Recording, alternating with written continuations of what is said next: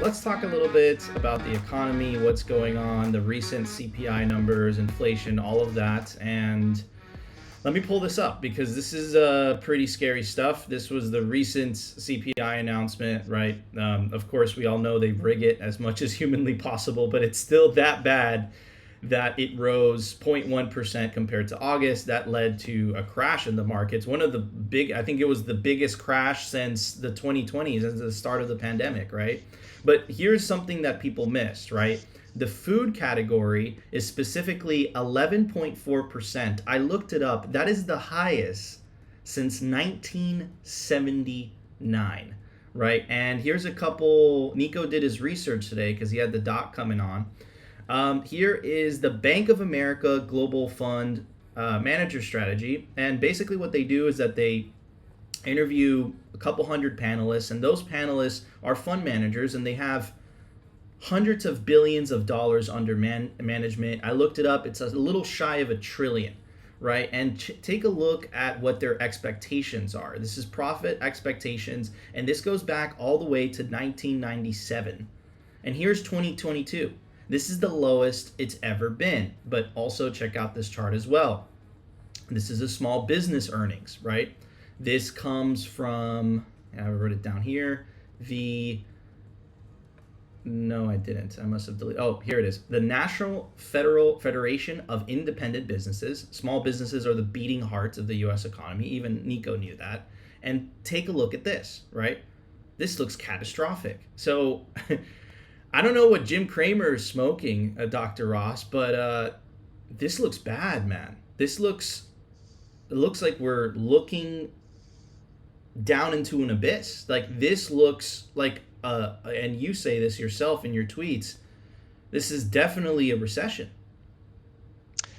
Yeah, that's a great lead in to, most people who pay attention to the stuff I tweet and what I talk about usually. I've been bearish since January, and so people are getting sick of hearing me. They call me Dr. Bear. I get it. It's and it's hard for me. I got to tell you guys, it's hard for me that you call me that because I'm actually an optimist at heart. I just look at the data and I'm like, it is so terrible out there, and I've been bearish since January.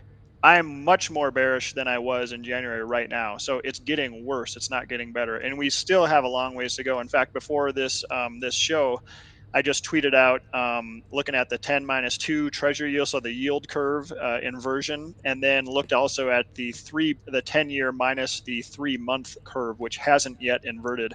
Why do I look at that? Because that usually happens a little bit later than the 10-2 year curve inverts, and that's usually a little closer to when we actually have a serious recession. So I still think we're kind of in the early days of recession right now.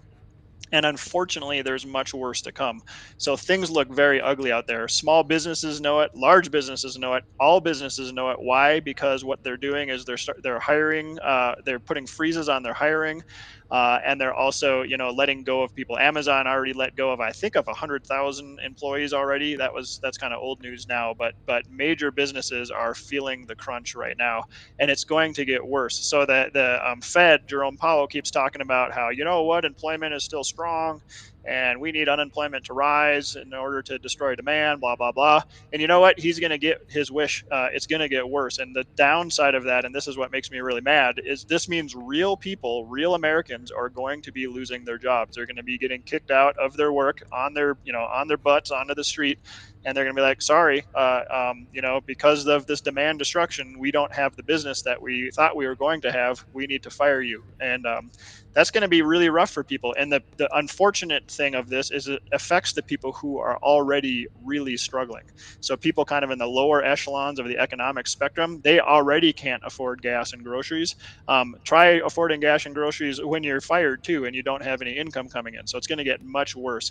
And I also like to tell people that, we haven't had a serious recession since way back in 2007 to 2009. And then before that, it was the dot-com crash. The ones we've had since then, these little minor blips, like in 2015, there was a little blip. Late 2018, there was a little blip. We had the blip of March of 2020 with the COVID deal. That was a V-shaped recovery. It came and went really quickly. That is not how this one is going to go. This is going to be like a traditional recession, possibly much worse than anything we've experienced, though. where we may be talking about these terrible economic conditions a year from now. This may still be going on a year from now, and we may not have bottomed in the stock market yet and risk assets as of, at that point. So I just kind of tell people, like, buckle up, be smart. Like, there are strategies you can do as an investor. If you have a fiat job, whatever you're doing for work, and you're actually getting paid, don't quit your job. Like, this is not the time to quit, because you're going to have a really hard time getting another job.